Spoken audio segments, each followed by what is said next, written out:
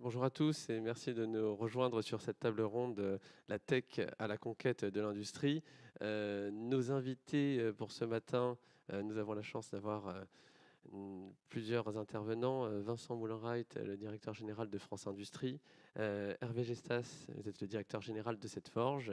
On a Pierre Dechanville, vous êtes le CEO de Tekin. Et enfin, Grégory Jeanne, qui est aussi le dirigeant donc, de Needle Concept, mais on y reviendra dans une toute petite minute. Je voulais rapidement resituer. Je m'occupe du hub de BPI France qui accompagne les startups sur un accompagnement opérationnel pour aider donc les startups dans lesquelles nous sommes investisseurs à tout simplement atteindre leurs objectifs et aller plus loin dans le développement, l'opérationnel, le commercial et tous les enjeux que peut avoir besoin une startup une fois que nous avons investi du cash. On a beaucoup de startups, de plus en plus de startups industrielles et autour de cette industrie, on a vu le besoin et comment la tech a pénétré l'industrie et comment l'industrie a besoin de la tech, comment l'un a besoin de l'autre et l'autre a besoin de l'un. Et donc, c'est ce qu'on appelle le Tech in Fab. On a la chance, avec notre partenaire France Industrie, d'avoir lancé cette plateforme Tech in Fab déjà il y a 6 mois, où on a déjà plus de 7000 acteurs tech, start-up industriels qui sont référencés et qui permettent soit d'expliquer à quoi sert finalement l'innovation, bien qu'ils le sachent, mais en tout cas comment on la met en place plus rapidement pour certains industriels de plus petite taille, peut-être TPE, PME, et enfin, surtout, d'avoir des cas d'usage très précis et pratiques en la matière. Voilà, c'était pour vous resituer sur Tech in Fab. Et je propose rapidement d'abord de passer la parole, Vincent, pour nous rappeler d'abord France Industrie, en quelques mots, ce que vous faites. Merci. Et donc France Industrie, c'est l'organisation professionnelle des métiers de l'industrie en France. On rassemble l'entièreté des fédérations et des grandes entreprises de l'industrie avec 70 adhérents, que ce soit des fédérations sectorielles, la métallurgie, la chimie, l'agroalimentaire, l'automobile, l'aéronautique et des très grandes entreprises dont les dirigeants font partie de France Industrie.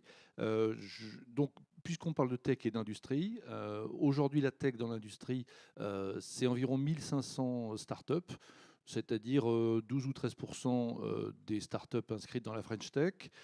C'est à peu près le poids de l'industrie dans le PIB. Sur ces 1500, il y en a 500 qui sont plutôt sur la deep tech.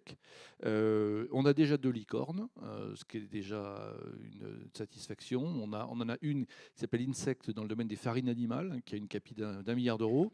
Il y en a une autre qui s'appelle Back Market qui fait du reconditionnement de produits électroniques. Et puis on en a au moins une dizaine en préparation. On a InnovaFeed à nouveau dans la farine d'insectes. On a DNA Script dans le médical. On a aussi Vercor dans les batteries pour la mobilité électrique, de Viales, Xfox ou Essential Robotics. Enfin, il y a de quoi faire. Et l'objectif, c'est de transformer ces startups industrielles et très technologiques en usines. Hein, l'objectif qu'on a avec le gouvernement, c'est de créer plusieurs dizaines d'usines grâce à ces startups industrielles dans les 5 années qui viennent et plusieurs milliers d'emplois associés à ces créations de sites. Merci Vincent. Je passe la parole à Hervé, donc directeur général de cette forge. Cette forge, on sait qu'il y a beaucoup de tech, beaucoup d'innovation. Vous pouvez nous rappeler d'abord ce Alors, que fait cette forge? bonjour. Oui, cette forge. Bon, d'abord, je rappelle ce qu'est cette forge. C'est un groupe de 10 sociétés autonomes qui ont toutes une existence industrielle depuis plus de 100 ans et spécialisées dans la fabrication de pièces critiques multisectorielles, ce qu'on appelle les pièces de forge, donc des pièces de sécurité, principalement pour l'automobile, l'aéronautique, les engins de travaux publics, l'agricole. Dès lors qu'on a besoin qu'une pièce tienne dans le temps et donc qui assure la mobilité, hein, quelque part, on fait appel à des pièces forgées. Donc oui, effectivement, la tech chez nous est en place déjà depuis quelques années. Alors, je n'irai pas dans le détail tout de suite puisqu'on verra les choses se dérouler au cours de l'interview, mais on a 900 collaborateurs qui travaillent autour de cette industrie au service de tous ces secteurs.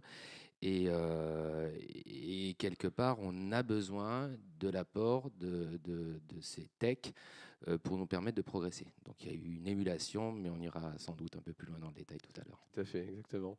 Merci Hervé. Bonjour Grégory Jan, donc vous êtes le dirigeant, le CEO de Needle Concept.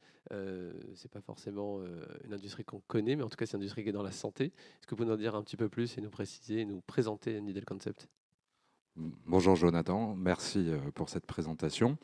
Donc j'ai cofondé Needle Concept maintenant il y a un peu plus d'une dizaine d'années, essentiellement basé sur de nouvelles techniques d'injection pour les produits de comblement. Voilà, on s'est développé petit à petit pour arriver justement à ces phases d'industrialisation.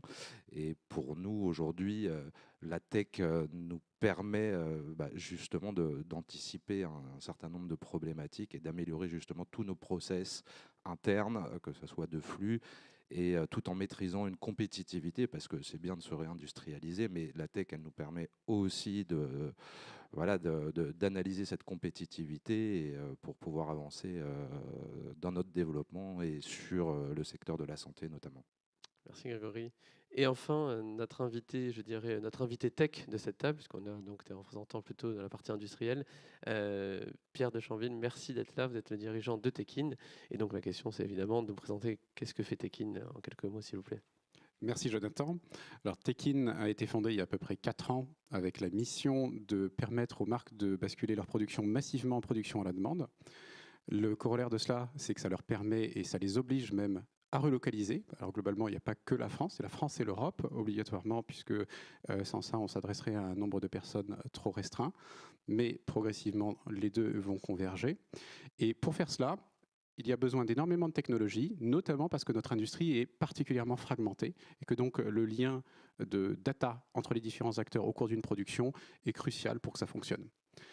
Au-delà de la plateforme collaborative que nous développons, qui est aussi une plateforme 4.0, donc sur laquelle on fait se connecter un certain nombre des équipements de production de nos partenaires, pour accompagner cette mutation, on offre un service clé en main de production à la demande pour favoriser justement d'une part la prise de conscience et les bons réflexes chez les marques, chez nos marques partenaires, et d'autre part pour apporter une assistance aux acteurs industriels qui sont aujourd'hui pour beaucoup sous-équipés et n'ont pas les moyens d'investir au niveau auquel ils devraient pour passer justement dans cette innovation de rupture. Merci Pierre. Je reviens vers vous, Vincent, chez France Industrie. Comment la brique tech est perçue ou intégrée, implémentée, je dirais, autour des industriels que vous côtoyez et que vous connaissez très bien? Moi, je dirais que la tech industrielle se mobilise. L'effet de Startup Nation a gagné le manufacturing. L'objectif, finalement, c'est de mobiliser ces 1500 startups de la tech industrielle autour de l'objectif de la réindustrialisation, de la compétitivité et de la décarbonation. Donc, nous, chez France Industrie, on a modestement développé trois initiatives. L'une avec BPI France, puisque on travaille ensemble, notamment dans la rédaction d'un guide de bonne pratique qui permet de mieux encadrer les relations entre les grandes entreprises et les startups de l'industrie, sur le plan des partenariats technologiques, commerciaux ou même stratégiques et capitalistiques. On a déployé nous-mêmes notre propre club et accélérateur interne qu'on appelle Tech Factory, qui rassemble maintenant une vingtaine de dirigeants de la tech industrielle pour travailler ensemble sur tous les freins finalement au développement et à l'accélération. Et puis on a demandé aux grandes entreprises, il y en a 46 chez France Industrie, de s'engager auprès des startups de la tech industrielle, et on en a 28 qui ont signé un manifeste de coopération et d'engagement sur l'accélération. Donc ça porte sur finalement une génétique commune qui est basée autour de l'innovation, notamment l'innovation de rupture, le disruptif, qui porte bien sûr sur l'innovation produit. On a des techs industriels sur le vaccin, sur l'automobile, la mobilité verte, sur l'alimentation, sur la chimie, mais aussi qui porte sur le process, parce que ce qui est important, c'est de faire rentrer la tech dans le manufacturing, et ça, c'est important pour développer l'industrie du futur, l'industrie 4.0, peut-être peut-être même demain l'industrie 5.0. Donc c'est pour ça moi je salue l'initiative de BPI de sa boîte à outils Tech Infab. Et puis aussi on a encouragé les filières industrielles à s'organiser autour de la tech. Et donc maintenant une 19e filière industrielle qui s'appelle la filière des solutions pour l'industrie du futur, qui s'est créée au sein du Conseil national de l'industrie. Et cette filière, elle a développé une plateforme dont on reparlera, une plateforme interactive de business entre les offreurs de solutions made in France, dans des solutions digitales bien sûr, et les porteurs de projets industriels. Merci Vincent. Vous parliez au début là, de compétitivité. Du coup, je me retourne un petit peu vers vous, Pierre. La compétitivité dans l'industrie du textile, c'est un enjeu, je dirais presque majeur hein, depuis ces derniers temps. Comment ça a été perçu? Est-ce que c'est ça qui a donné la dynamique à Tekin de se lancer? Qu'est-ce qui a nourri la conception, l'idée de l'innovation? Est-ce qu'elle vient des besoins de l'industriel qui a été exprimé, ou c'est vous qui avez tout de suite apporté cette proposition de service et de valeur? Alors, l'histoire, est toujours multifactorielle, et là aussi, c'est le cas. Il y a un vieil adage dans l'industrie textile qui court depuis des siècles, qui dit la production textile suit la pauvreté. Mais on sait que quand on regarde l'évolution du monde, il y a un moment où il y a une voie de garage. Et donc, on doit changer de paradigme dans cette industrie. Et ça, c'est une chose qu'on peut voir venir depuis 5 ou 10 ans. Beaucoup de gens l'ont préparé. La question était de savoir à quel moment, justement, on allait cesser de ne regarder que la compétitivité du coût horaire humain. C'est ça dont on parle. Et aujourd'hui, beaucoup de facteurs convergent vers cet élément-là. D'une part, on va dire un nivellement des SMIC qui se fait avec une dynamique dans le monde qui se fait avec une dynamique de plus en plus forte. D'autre part, l'accessibilité à des technologies qui rendent ce paramètre moins prépondérant dans notre écosystème. Et enfin, en troisième lieu, la prise de conscience de ce que le gaspillage est une mauvaise chose. Et c'est là où on en revient assez naturellement à la production à la demande. Ça fait sourire beaucoup de gens quand on parle de ça, mais les bons principes de nos grands-mères ont été oubliés pendant un petit moment. Et produire des gros batchs qu'on ne va pas vendre est tout simplement extrêmement coûteux, au-delà de l'aspect philosophique. Et donc, si on met en parallèle les nouvelles ressources que l'on trouve et tout le gâchis que l'on a fait autrefois, il y a une équation totalement nouvelle qui se dessine aujourd'hui pour cette industrie. Donc, c'est ça le moteur de l'ensemble de nos partenaires pour commencer à travailler avec Tekin, pour envisager sérieusement et économiquement de la production à la demande et donc de la relocalisation. Ça se fait moins par, je dirais, l'atmosphère générale environnementale des clients finaux que par la prise de conscience de ce que, de toute façon, on va dans le mur comme ça économiquement et qu'il faut agir. Et alors, juste peut-être pour illustrer, est-ce qu'on peut parler de vos clients? Qui sont vos clients et comment eux aussi intègrent du coup cette tech ou cette techno au sein de leur cœur métier qui finalement est la vente de textiles? Qui sont-ils et comment ils intègrent ça? Alors, nos partenaires sont, on va dire, de deux grandes familles, des marques et des ateliers ou des acteurs de la production, des fabricants de matières. L'ensemble de la chaîne est quand même beaucoup tiré par les marques, c'est de là que viennent les ressources. Donc, pour parler en priorité de ceci, on a d'un côté des acteurs qu'on appelle des DNVB, ce sont des jeunes entreprises très dynamiques, qui sont des gens qui sont déjà nativement digitaux dans leur partie notamment commercialisation, qui n'imaginent pas de toute façon que la production soit différente et en général qui abordent pour la première fois cette industrie et qui découvrent que tout n'est pas comme il s'était imaginé. Donc eux viennent très naturellement dans cette logique-là. La notion de production à la demande, quand on lance une entreprise, elle est logique. On économise ses moyens. C'est le principe même de développement d'une start-up. Donc on a ces types de partenaires avec lesquels les choses sont très naturelles. Et on a donc on a parmi eux un partenaire historique qui est 1083. Et un certain nombre d'autres marques qui sont sur des positionnements soit plus féminins, soit plus fonctionnels. Et on a un certain nombre d'acteurs majeurs comme Redoute, comme Promode, comme Petit Bateau, comme Cyrillus, qui sont des gens qui ont une conscience, enfin la prise de conscience, elle est totalement là de ce qu'ils doivent évoluer. Ils le font en pratique, ils le font progressivement parce que c'est le rythme aussi de cette industrie qui est vraiment rythmé par des collections et voire des saisons. Ils acceptent ils doivent en fait, dans ce process-là, repartir du positionnement qu'ils ont adopté lorsque la production s'est délocalisée il y a une trentaine d'années, qui était très commerciale et très créative, pour la recompléter par le savoir-faire industriel, pour pouvoir le prendre en compte. Et c'est exactement ce développement qu'on fait. On en vient même parfois avec ces marques-là, déjà aujourd'hui, à parler de design to cost, qui sont des notions, ou d'éco-conception, qui sont des notions en fait, qui ont totalement disparu du design pendant des années et qui reviennent aujourd'hui en force et qui vont énormément favoriser la relocalisation et la technologisation, si ce n'est pas un néologisme trop fort, de cette industrie. Merci Pierre. Grégory, je me tourne vers vous sur les enjeux donc, de Needle Concept.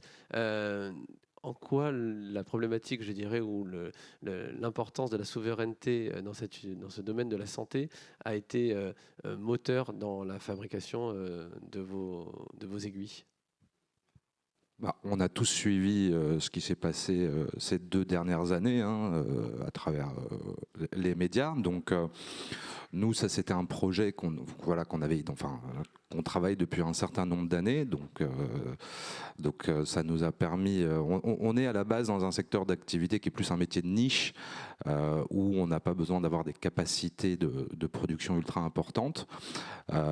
Et on a toujours eu la volonté de sortir de cette niche et d'anticiper justement la réindustrialisation, la relocalisation de cette production, puisque c'est vrai que ce soit en France ou même en Europe, il n'y a pas une très grosse industrie en termes de production d'aiguilles pure, je parle. Et donc on va surtout à l'international et on importe essentiellement ces produits. Donc on a toujours eu ce désir de relocaliser, avec des volumes évidemment beaucoup plus importants à traiter pour rester aussi compétitif. Et pour en revenir justement à cette tech-là, c'est justement ça qui nous permet d'étudier cette compétitivité et de la maintenir, parce que c'est bien beau de vouloir relocaliser, être souverain, mais derrière, lorsqu'il n'y a pas d'événements un peu historiques, comme on les vit en ce moment, il faut aussi continuer à faire tourner l'industrie. Et si vous n'êtes pas compétitif, il n'y a pas de secret, on ne vous fait pas de cadeau non plus. Donc voilà, certes, il faut ramener de la souveraineté dans des domaines assez stratégiques, comme des aiguilles. On aura toujours besoin d'injecter des solutions médicamenteuses ou autres. Donc voilà comment nous on en est arrivé là en tout cas, et comment la tech est au cœur du sujet pour nous, puisqu'elle nous permet d'analyser, d'étudier justement toute la data qui sort de toutes ces années d'expérience pour arriver à une usine, à une production qui reste dans la compétitivité et sur lequel on peut travailler aussi sur le rayonnement à l'international de la France et de notre savoir-faire. Merci Grégory.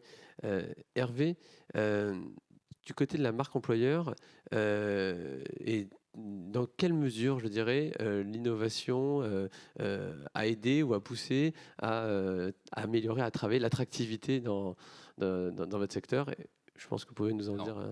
Clairement, on part du concept que aujourd'hui l'industrie n'est pas forcément sexy. C'est pas ce dont on parle dans les classes d'école d'ingénieurs. Tout le monde est orienté un peu tech et start-up. Donc il est évident qu'il faut qu'on s'adapte aussi à cette approche, et il faut surtout qu'on développe une marque employeur qui fait état de l'évolution de l'industrie avec ces nouvelles technologies, l'évolution vers ce qu'on appelle l'industrie 4.0 ou la Smart Factory. Et il faut clairement faire comprendre à la fois à nos salariés, parce qu'il est important également de conserver ces talents et de leur donner un peu de fierté, un peu d'envie d'être dans cet univers industriel, d'une part. Et d'autre part, il faut attirer ces jeunes talents qui sortent des écoles d'ingénieurs comme des écoles de commerce dans nos univers industriels, parce que sans industrie, fondamentalement, la tech aura du mal à se déployer. Il faut être clair, la tech est quelque part à notre disposition pour évoluer, pour aller toujours plus loin. On a parlé tout à l'heure des notions de Lean. Le Lean, on l'a déployé depuis des années chez nous. Il est aujourd'hui très actif dans le numérique. Enfin, c'est quand même des méthodes qu'on utilise en industrie depuis des dizaines d'années. On les déploie, on les applique. Et aujourd'hui, quelque part, le Lean permet effectivement d'aller beaucoup plus loin avec les nouvelles technologies et la tech. c'est la rencontre quelque part de progression. Mais avant d'aller dans le 4.0, il faut d'abord passer par le 2.0, le 3.0, parce qu'il faut être certain de ces procédures, de ces process, et fondamentalement, tout ça nous permet, en déployant la tech chez nous de façon très active, et on en a parlé déjà à l'occasion du déploiement d'une société qui nous aide et qui travaille avec nous, qui s'appelle Mobility Works, c'est une plateforme de maintenance collective, d'attirer ces talents. Parce que finalement, il faut en faire le message, il faut le déployer, et il faut faire en sorte que les jeunes trouvent dans l'industrie des terrains de jeu qui leur permettent de déployer ce dont ils ont envie ce qu'ils ont envie de faire dans leur vie professionnelle. Donc oui, la marque employeur, on y travaille beaucoup chez Setforge. Oui, on la déploie à travers toute notre démarche tech pour faire en sorte qu'on soit attractif aujourd'hui et demain, bien évidemment. Merci Hervé.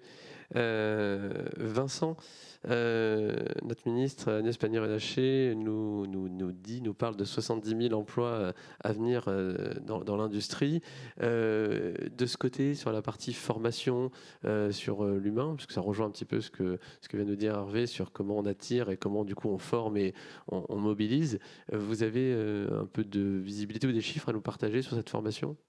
Alors d'abord, c'est vrai, aujourd'hui l'industrie elle est en tension sur les matières premières, hein, tout le monde le sait, mais elle est aussi en tension sur le recrutement, qui est aussi une matière première clé hein, pour faire tourner une usine, et il faut des hommes et des femmes, et c'est environ 77 000 emplois à pourvoir qui sont dans l'industrie en ce moment, donc c'est un chiffre qui n'a jamais été aussi élevé, donc alors à tous les niveaux, hein, donc bien sûr au niveau encadrement, ingénieur, mais aussi au niveau technicien, au niveau opérateur.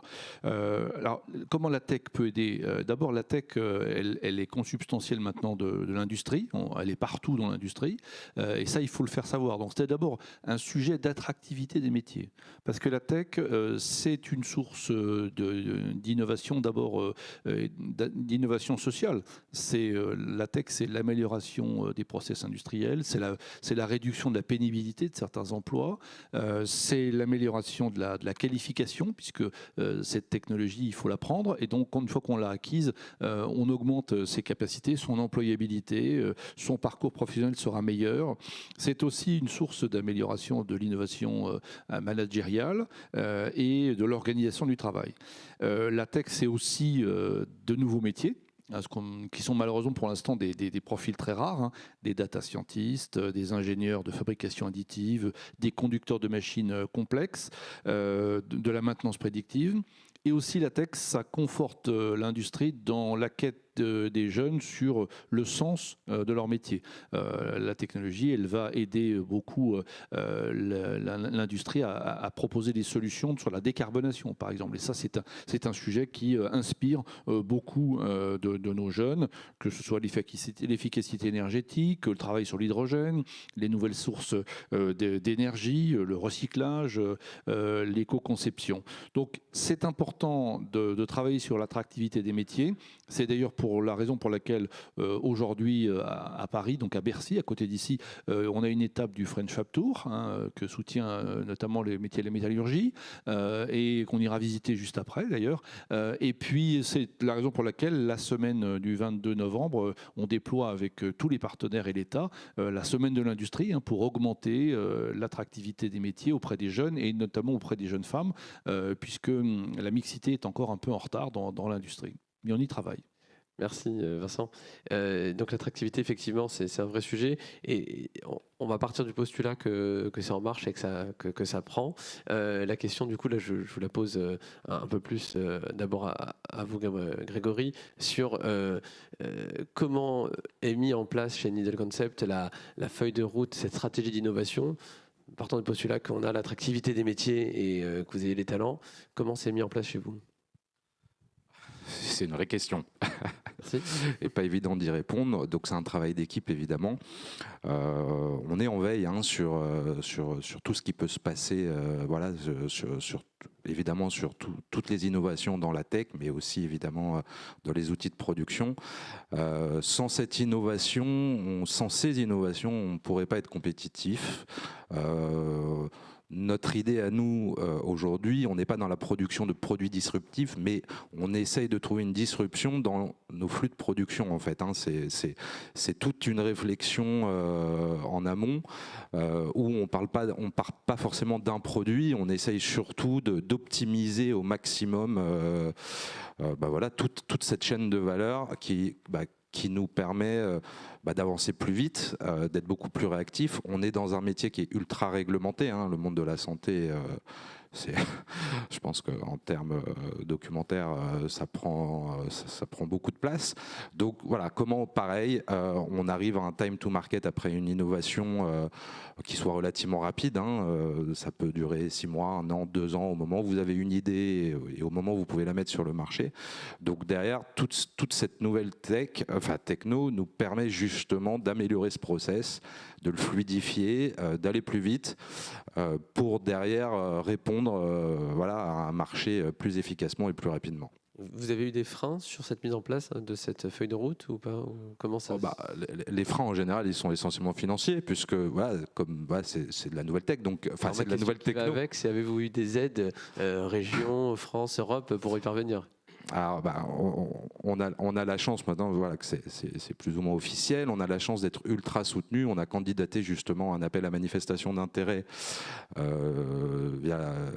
niveau du volet national. Et voilà, c'est vrai que pour nous, le plan de relance a été un formidable accélérateur dans notre développement, puisque grâce au soutien justement de l'État, ça nous permet voilà, d'accélérer notre diversification. Et d'accélérer notre processus de ramener un peu de souveraineté dans le domaine des aiguilles, notamment en France et en Europe. Ouais. Et juste pour finir, du coup, sur quel type de métier vous envisagez de travailler avec des startups? C'est ça qui serait intéressant de nous partager aujourd'hui.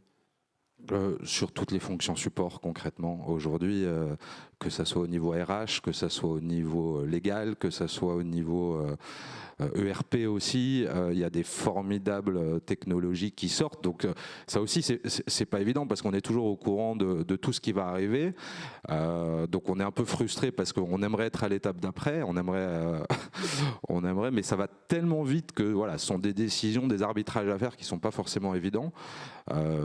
Ça bouge tellement que derrière, voilà. Donc, mais effectivement, toutes les fonctions support aujourd'hui sont dans la tech et nous permettent justement, voilà, comme disaient mes collaborateurs, d'intervenir dans le social au niveau RH, voilà, comme tout industriel. Comment, ce que vous disiez tout à l'heure, c'est pas un métier ultra attractif au départ, hein, initialement. Donc comment vous faites venir vos talents chez vous? Donc voilà, ce sont des outils qui nous permettent d'assurer une attractivité, qui nous permettent d'assurer une pérennité aussi de nos équipes. Donc voilà, mais effectivement, elle appartient absolument, elle intervient partout. Merci Grégory. Et donc du coup, je voulais aller toujours sur ma question de la stratégie d'innovation, la feuille de route, comment elle a été mise en place chez Cette-Forge, puisque on le disait un peu en intro tout à l'heure, l'innovation c'est quelque chose que vous regardez, que vous avez déployé. Vous pouvez nous dire un petit mot? Alors, fondamentalement, je crois que l'être humain a envie d'innover, naturellement. Donc je crois que quand on est convaincu de ce concept, qu'on soit dans l'industrie, qu'on soit ailleurs, il faut juste donner les moyens aux gens de pouvoir innover. Donc en l'occurrence, c'est une question de culture et c'est une question d'ADN. Donc nous, on est forgerons, quelque part une activité traditionnelle qui existe depuis plus de 100 ans et qui va sans doute exister encore pour les 100 prochaines années, j'espère, parce qu'elle est essentielle à la mobilité des gens, comme j'ai dit tout à l'heure. Mais il faut juste, et nous on est un peu un animal hybride parce qu'il y a des sociétés autonomes, agiles, avec des patrons à la tête de ces sociétés à qui on donne la possibilité de pouvoir être innovant. Donc c'est vraiment une culture qui a été distillée auprès de nos patrons en leur disant oui, vous avez la possibilité demain de pouvoir être innovant. Oui, vous faites des pièces traditionnelles, oui, vous servez des secteurs traditionnels, mais s'il vous plaît, la seule chose qu'on pourra vous reprocher, c'est de ne pas être innovant. Donc tout ça, ça génère quand même une émulation. Il y a 10 sociétés, il y a 10 patrons qui ont juste envie d'innover et qui échangent et qui, quelque part, vont créer un mouvement commun d'innovation. Donc ça, c'est déjà le démarrage de la feuille de route. Une fois de plus, culture, ADN. À partir de là, On va explorer des pistes et il est vrai que les startups et cet esprit innovant vient bousculer peut-être certaines règles d'industriels, mais en même temps c'est bien parce que ça nous permet d'évoluer. Et tout ça, il faut se donner la structure qui permet de devenir un terrain de chasse pour les startups, parce qu'on est extrêmement sollicité chez Setforge, et juste de pouvoir essayer. Donc il faut avoir cette volonté d'aller de l'avant dans l'innovation, créer un climat de confiance par rapport à l'innovation, créer justement des évangélistes au sein de la société et permettre aux startups qui nous entourent de pouvoir avoir un terrain de jeu. Donc c'est fondamentalement ce qu'on déploie depuis plusieurs années. Je vais un cran plus loin puisqu'on connaît Mobility Work. On avait eu l'occasion d'échanger à l'époque sur Tech in Fab pour venir témoigner donc de toute cette maintenance prédictive et ce qui était mis en place. Donc c'est une spin-off de vos métiers. Et à part ça, donc l'innovation, on en parle. Qu'est-ce que vous avez à faire en plus? Quel a été le ROI, je dirais, de toutes ces initiatives innovantes que vous avez déployées pour juste résumer, hein, Mobility Work, c'est une aventure extraordinaire qui a été inspirante pour l'ensemble de notre société. Le ROI là-dessus, c'est quand même 50% de gains en termes de temps de maintenance, 10% de productivité, enfin de disponibilité machine supplémentaire. Quand on sait ce que coûtent les machines dans notre univers, c'est loin d'être négligeable. Donc, mais en même temps, il ne faut pas toujours raisonner purement financier et purement ROI, parce qu'il y a une vraie culture de l'innovation derrière. Comme on l'a dit tout à l'heure, c'est de l'attractivité, de talent. Et ça ne se quantifie pas. Ça, on a du mal à mettre un chiffre. Oui, j'ai des jeunes talents qui coûtent plus cher ou qui valent mieux que d'autres talents. Donc, le ROI, oui, c'est des éléments qu'on utilise tous les jours dans notre univers, qui font partie de nos références. Mais une fois de plus, si on limite l'innovation au ROI, on ne sera peut-être pas suffisamment innovant. Donc, oui, on a un ROI qui est attendu par rapport à l'innovation qu'on met en place pour améliorer nos procédés, pour améliorer nos standards. Mais à côté de ça, ce n'est pas ce qu'on attend de notre démarche. Notre démarche, comme je l'ai dit tout à l'heure, a été fortement inspirée par le succès de Mobility Work au sein de notre entreprise. Ça nous a permis d'aller beaucoup plus loin. Alors, où on en est aujourd'hui? On a créé au sein de Setforge le Lab, donc le Lab, qui est aujourd'hui un outil chez nous qui nous permet, plutôt que de se dire chaque société va essayer quelque chose et va développer sa propre innovation, quelque part, venez chez nous, venez au lab, venez tester les solutions innovantes que vous pouvez apporter à l'industrie. On va taper un peu dans le ballon, on va voir si ça fonctionne, et si ça marche, on va le déployer.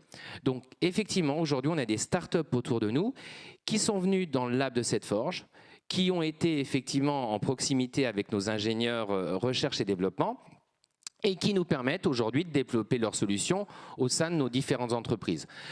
C'est quelque chose qu'on utilise bien évidemment au sein du groupe Setforge, dont on voudrait faire aussi la promotion sur notre écosystème local, parce qu'on a tout intérêt également à développer cette philosophie avec nos sous-traitants.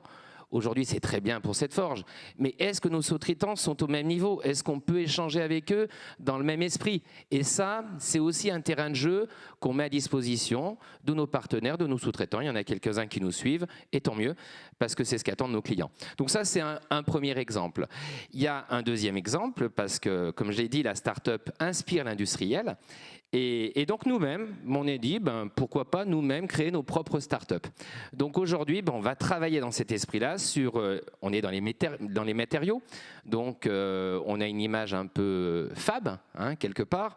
Donc faisons une startup dans la fab. Donc aujourd'hui, on travaille sur les matériaux de demain, qui sont déjà déployés dans des secteurs comme l'aéronautique. Je parle de fibres de carbone. On a avancé de façon très précise sur un brevet qu'on a déposé chez Setforge, qui s'appelle Epiter, le projet chez nous. Et ce brevet a été déposé il y a près de 10 ans. On avait quelques limites techniques à le déployer. On s'est mis en proximité. Alors, malheureusement ou heureusement, on a trouvé une start-up en Suisse qui nous a permis d'aller beaucoup plus loin dans la démarche industrielle. Et aujourd'hui, on est pratiquement en finalité d'un vrai produit qui vient se compléter à la fab et qui nous permet d'aller plus loin sur des produits d'avenir. Ça, c'est le premier exemple. Deuxième exemple, c'est la tech, où là aussi, on crée notre propre start-up en tech, puisqu'on a, comme je l'ai dit, un plateau de société qui nous permet d'essayer plusieurs solutions. On a cette volonté d'aller beaucoup plus loin dans la digitalisation et la numérisation de nos entreprises. On développe aujourd'hui un concept chez nous qui s'appelle Diapason, qui est commercialisé quelque part déjà au sein de nos entreprises et au sein de partenaires, qui nous permet d'avancer sur des systèmes de MES, sur tout un tas de systèmes de support, d'amélioration de standards et de maîtrise de ces process de fabrication. Et là, on a une équipe choc, mode start-up, de 10-15 personnes et qui fonctionne. Et donc voilà, ça nous permet d'avancer. Et puis bien sûr, on a beaucoup d'autres projets dans les poches et qu'on sort au fil de l'eau, voilà, en fonction du temps et de l'énergie qu'on a. Merci beaucoup Hervé. Et on voit la force de l'innovation, en tout cas chez Setforge. Il y a ce côté un petit peu méthode Lean, j'en dirais avant la méthode Lean officielle, que vous faites déjà avec pragmatisme et nécessaire. Du coup, sur cette question un peu finalement de Lean, je regarde Pierre sur le Lean Manufacturing. C'est un sujet puisque vous produisez à flux tiré en fonction des besoins de vos clients. Comment, on avait un petit peu parlé de ça au début, comment les clients ont reçu ça et à quel point ils ont eu besoin de développer cette techno, cette méthode de fabrication et de production? Alors, le lean manufacturing, c'est très très vaste et je ne voudrais pas dire de gros mots pour tous les industriels qui nous entourent, qui en connaissent toutes les subtilités. Aujourd'hui, il est utilisé dans beaucoup de domaines et nous en utilisons, nous en appliquons à l'ensemble de la chaîne une partie avec conviction et la totalité évidemment dans les productions que nous faisons nous-mêmes. Là où donc on touche les marques en termes de lean manufacturing, c'est effectivement cet aspect de flux tiré qui est une des composantes du lean manufacturing. Et également tout ce qui touche à la gestion des stocks, puisque sans gestion des stocks de manière propre, on n'a pas de flux tiré. Et ça a été une petite victoire en fait d'en arriver là. Ce deuxième point, donc quand vous êtes une marque aujourd'hui, en général, quand vous étiez une marque, on va dire il y a 10 ans, parce qu'aujourd'hui ça change justement, vous trouviez quelque chose qui vous plaisait, vous me disiez j'en veux un container, envoie-moi ça. Et le reste n'était pas vraiment une préoccupation importante. Il y a 30 ans à l'inverse, tout le monde savait, chez les marques, que pour produire un vêtement, il fallait de la matière en telle quantité, qu'on pouvait en commander à tel rythme, qu'on leur livré à tel moment. On avait un Kanban absolument à chaque niveau, c'était dans la tête des personnes.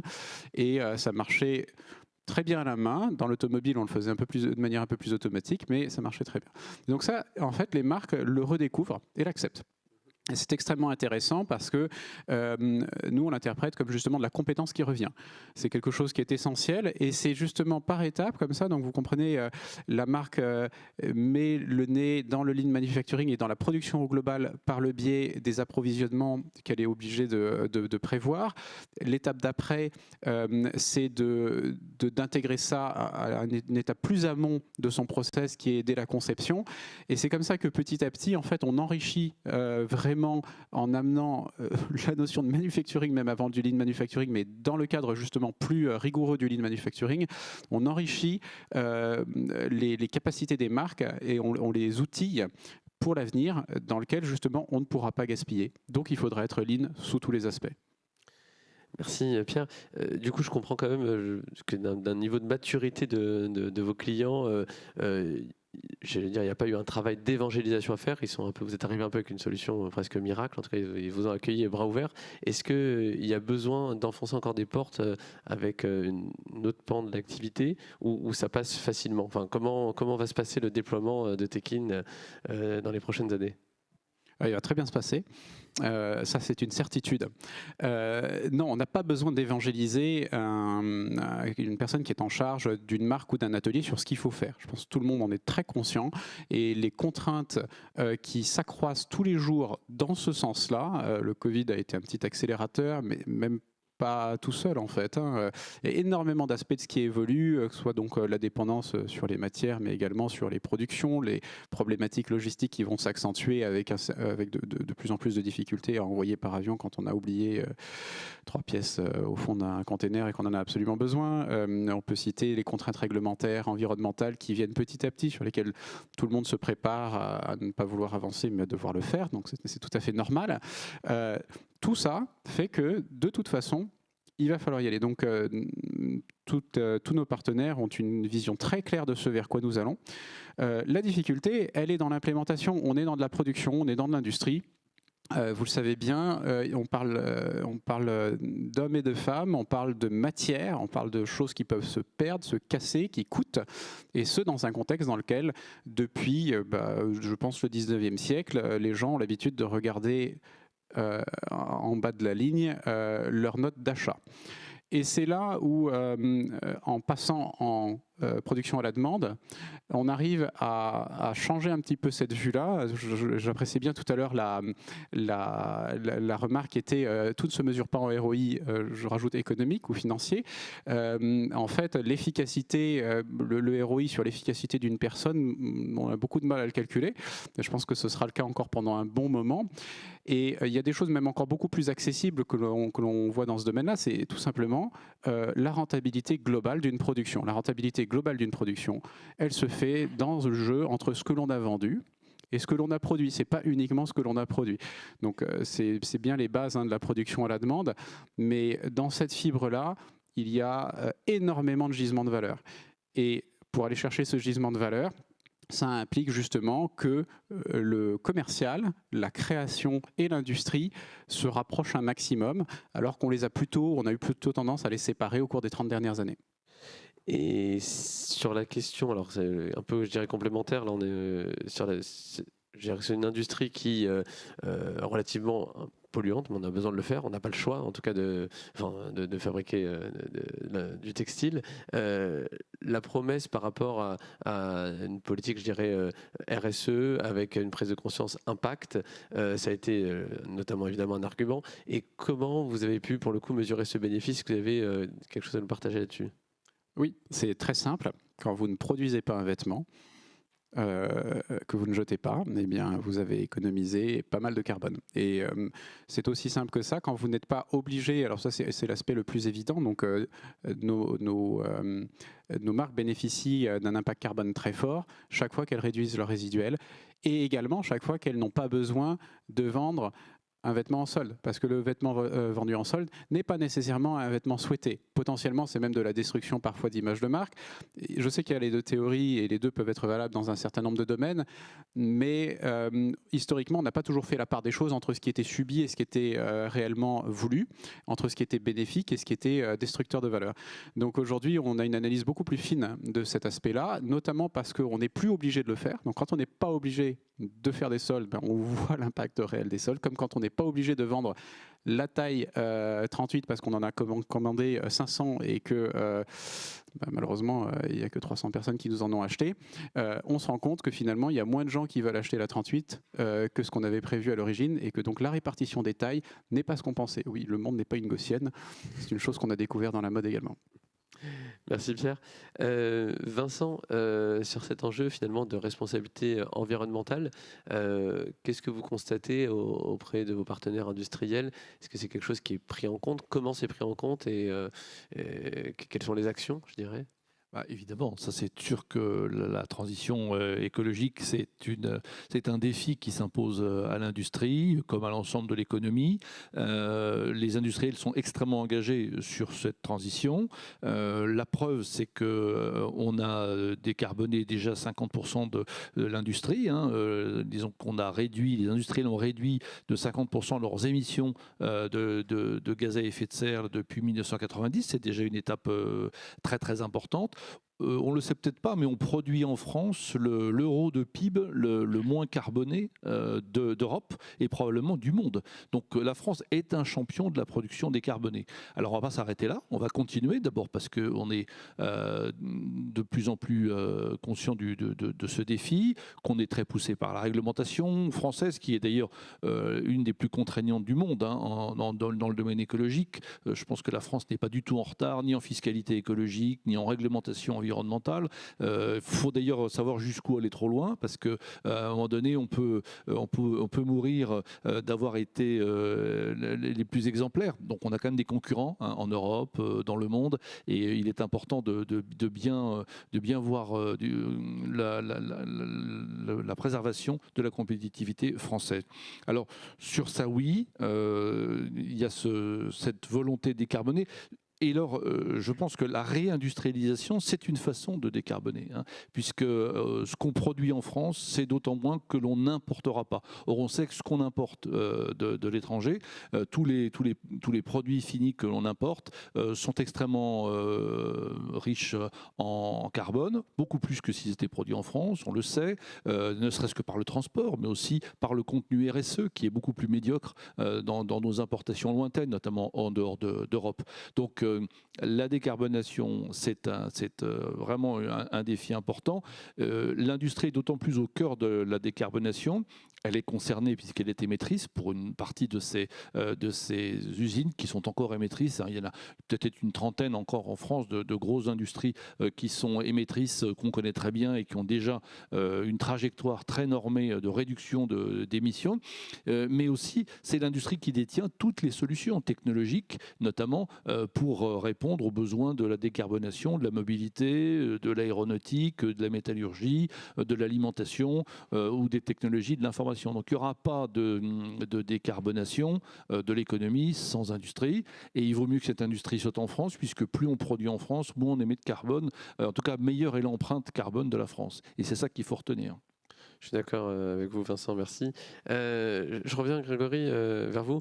Je crois que sur le lieu de production des aiguilles de Needle Concept, vous avez des choses à nous partager en termes je dirais un petit peu finalement de retour et d'implémentation de l'usine en France. Alors, on a construit ce projet puisque c'est en cours de construction, hein, l'usine n'est pas encore sortie, mais effectivement, on a tenu compte de cette problématique-là. Alors, bon, notre univers, il n'est pas forcément très propre. Le recyclage dans le monde de la santé, il n'est pas forcément très efficace. Pourquoi ? Pour des problématiques de contamination, entre autres. Donc ça ne fait pas partie des grands leviers pour nous, en tout cas dans cette industrie-là.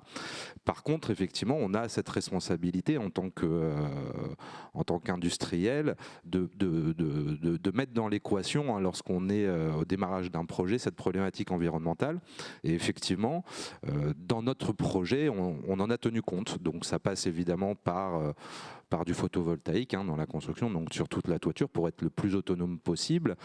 Ça passe aussi par de la géothermie notamment, au lieu d'éviter tout ce qui concerne les problématiques de gaz dans la climatisation. Et puis, voilà, on en parlait tout à l'heure aussi, sur la transformation digitale avec le zéro papier. Et comme vous l'avez dit aussi tout à l'heure, voilà, plus vous industrialisez, vous relocalisez, effectivement, forcément, il y a moins de transport en fait, hein, donc, et comme pour la plupart des industriels, il y a une part d'importation qui existe dans les flux de production, forcément, si vous ramenez la majeure partie de votre flux de production, vous avez un produit qui, au final, est moins carboné, on va dire, puisque voilà, le transport est moins présent dans votre chaîne de valeur. Et Hervé, Grégory, je pose la question à vous deux, chacun peut répondre. Quel conseil donneriez-vous On va être à proximité pour le coup, hein, donc attention, on n'a qu'un micro. Hervé, commencez. Quel conseil donneriez-vous à d'autres industriels qui nous écoutent, qui nous regardent et qui pourront voir cet échange retransmis pour implémenter avec une démarche collaborative tech? Est-ce qu'il y a un conseil, est-ce qu'il y a des prérequis à leur faire passer? Alors, ça revient à ce que j'ai déjà dit, hein, quelque part, c'est une histoire de culture et d'ADN. Il faut avoir la volonté d'être innovant et sortir, être un peu out of the box, hein, comme on dit, et avoir cette volonté d'écouter, et surtout les jeunes, parce qu'il y a cet aspect mentor reversing, hein, qui est important, parce qu'on apprend beaucoup au contact des jeunes, et aujourd'hui, c'est eux qui portent effectivement ces nouveaux messages. Donc dans l'industrie traditionnelle, il faut ouvrir les chakras, il faut être totalement open-minded sur toutes les innovations, pas rejeter d'un revers de main tout ce qu'on peut nous proposer et avoir cette volonté d'aller plus loin. Pas forcément, et ensuite de se donner les moyens d'essayer. se donner les moyens de tester. Moi, j'échange souvent avec des industriels comme nous. On me dit oui, mais qu'est-ce que vous vous embêtez à faire ci, à faire ça? Non, on essaye. Et puis derrière, on a un plateau suffisamment important au niveau de notre entreprise pour pouvoir valider, faire des POC. Derrière, dire oui, on s'est trompé, on recule. Il faut juste voir ainsi cette humilité de se dire on est parti dans une direction, on s'est un peu trompé, hop, on revient en arrière, on fait autre chose. Donc ça, c'est du comportemental, c'est de la culture, c'est quelque chose qu'il faut infuser dans notre industrie en France, parce qu'on est toujours, les industriels d'une manière générale, on est toujours fort de ce qu'on a fait. Mais est-ce qu'on est fort de ce qu'on va faire? J'en suis pas certain. Donc, il faut vraiment se poser systématiquement ces questions, de se dire, voilà, est-ce qu'il n'y a pas des solutions qui vont m'aider demain? Il faut être curieux, tout simplement. Voilà les conseils que je donne, c'est être humble, curieux et ouvert à toute sollicitation. Merci Hervé. Grégory, tu veux jeter un mot sur les conseils Et j'ajouterais, en tant que dirigeant, ça vous pousse à vous remettre en question continuellement. La veille justement sur ces nouveaux outils, on va dire, qui est en constant développement. Donc vous êtes tout le temps challengé, vous êtes voilà, donc chaque décision qui est prise grâce à la tech vous permet soit de la valider ou de l'invalider, vous permet évidemment derrière de, voilà, ce que vous disiez, l'innovation elle est au cœur justement de l'ADN de la tech, c'est-à-dire que si l'industriel n'a pas une réelle volonté d'innovation, le lien avec la tech devient très compliqué, puisque la tech vous pousse justement dans votre retranchement, dans le fin fond de vos process. Donc d'un côté c'est génial puisque vous allez vraiment dans le détail de tous vos process, ça vous pousse vraiment à aller au fin fond du process que vous n'aurez même pas peut-être imaginé en tant que dirigeant, mais derrière il vous permet de l'améliorer aussi. Persévérance et résilience. Ce sont des agilité qu'on retrouve à chaque fois. J'aurais une dernière question avant de passer question au public qui est là. Et c'est une question un peu globale pour vous tous. Nicolas Dufour nous expliquait comment on avait besoin de chasser en meute pour réindustrialiser et pour dynamiser nos industries. En quoi le collectif et le réseau ont été une réalité, je dirais peut-être pour chacun d'entre vous, ou si vous voulez partager ça. Je vais prendre la parole aussi parce que BPI en fait partie des accélérés de BPI France, donc ça a été une véritable aventure. Cette forge fait partie de la première promotion des accélérés de BPI France, donc et clairement le résultat est juste extraordinaire parce qu'on s'est rencontrés entre industriels un peu concentrés dans l'univers automobile, mais en même temps il y a eu une chasse en meute, des échanges d'idées, on a tous progressé, j'en suis convaincu, les uns au contact des autres, et fondamentalement on a besoin de ça en France. On a trop tendance en France à vouloir être dans son univers un peu protégé. Est-ce qu'il va m'apporter quelque chose? Est-ce qu'il va me copier? Non, non, non, il faut qu'on ouvre notre solidarité en France. Aujourd'hui, on a un marché planétaire et il faut juste avoir cette volonté de travailler ensemble. Nous, on a réalisé des choses extraordinaires. On vient d'être même quelque part félicité par un client allemand qui nous a dit « Mais comment vous avez fait en France pour travailler ensemble alors que vous n'avez pas de lien capitalistique entre vos deux sociétés ?» Juste parce qu'on a voulu chasser en meute.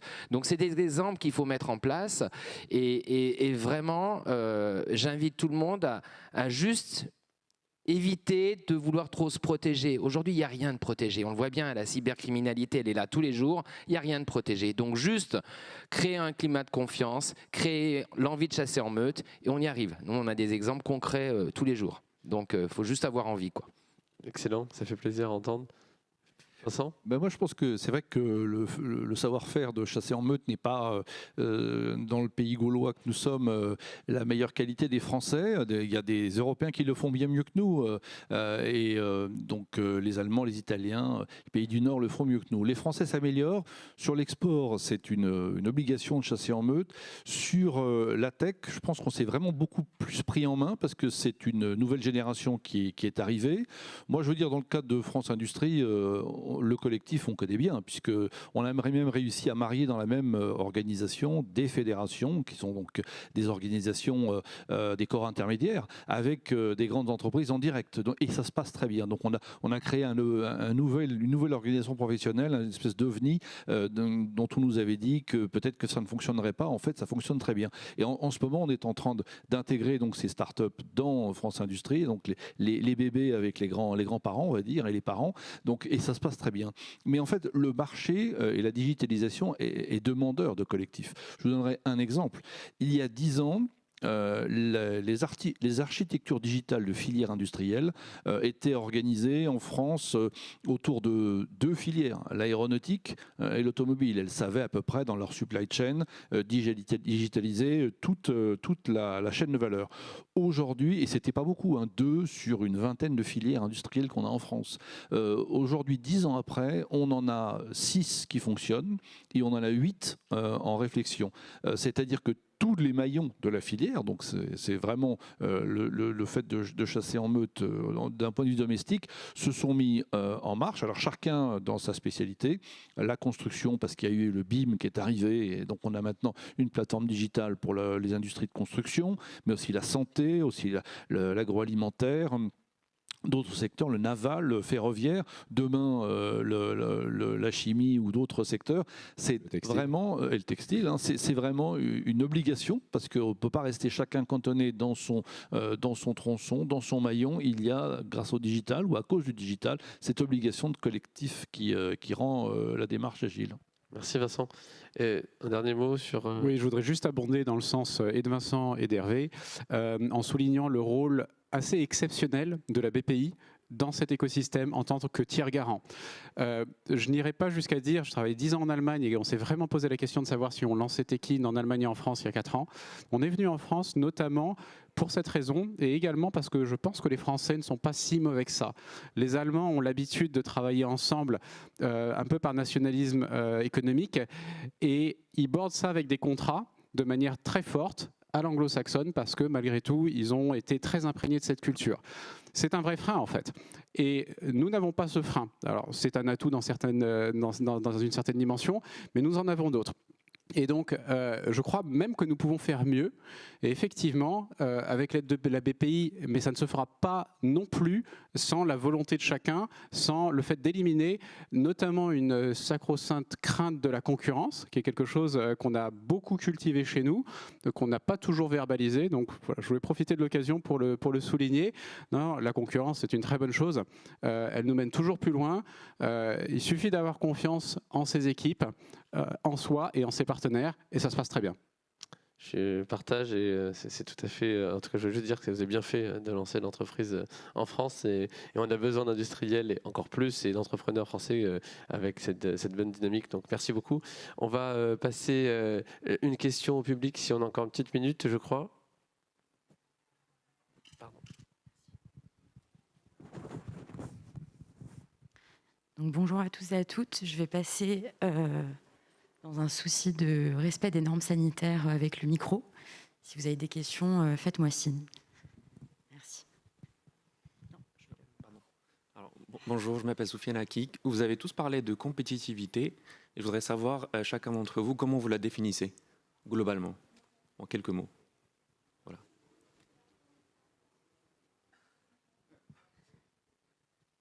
Alors la compétitivité, elle est forcément relative, et donc elle se positionne dans un environnement global. C'est propre à chaque industrie ou c'est propre à... Là, on est dans le sujet Tech in Fab. Moi, je parle en tant qu'étiquette Fab. Notre compétitivité, c'est être en mesure de répondre à notre marché de façon cohérente et qui permet à la fois de satisfaire notre client, satisfaire nos salariés et satisfaire nos actionnaires. Donc c'est un petit peu la vocation qu'on a chez nous. On est compétitif dès lors qu'on a réussi à satisfaire l'ensemble des parties prenantes. Après, je n'irai pas dans le détail, si vous voulez, de nos particularités profession, mais je crois qu'il faut, une fois de plus, toujours se positionner par rapport à notre environnement. Et c'est propre à chaque industrie ou c'est propre à chaque technologie. Moi, je parle de la Fab, je ne suis pas en mesure de prononcer la compétitivité de la tech à ce niveau-là. Merci Hervé. Un petit mot de fin, parce qu'on va devoir rendre l'antenne, c'est aussi... Juste pour compléter, je pense que c'est une très bonne définition de la compétitivité, parce qu'on ne peut pas ramener la compétitivité uniquement à la compétitivité coût, hein, mais ça malheureusement en fait partie. Hein. Il y a aussi la compétitivité hors coût, et donc la capacité justement de répondre au marché. En fait, être compétitivité, c'est être dans le marché. La première mesure de ça, c'est l'exportation. Si vous exportez beaucoup, ce que la France fait de moins en moins bien, vous êtes compétitif. Sinon, il y a un problème de compétitivité. On voit encore qu'en France, l'industrie et les biens manufacturiers ont encore un souci de compétitivité qu'il faut que l'on travaille.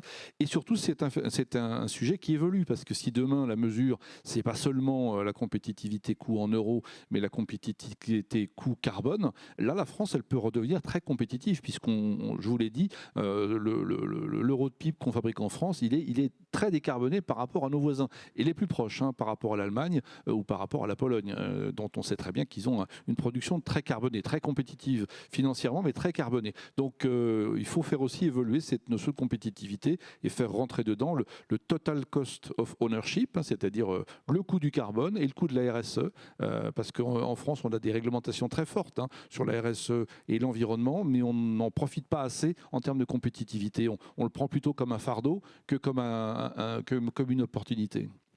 Merci beaucoup Vincent, merci à Tekin qui était notre start-up témoin sur cette table ronde. Merci France Industrie pour votre intervention, à nos experts filières industrielles santé et autour de la forge, hein, du coup. Merci à vous d'avoir été présents et de nous avoir suivis, et puis je vous dis à très bientôt. Au revoir.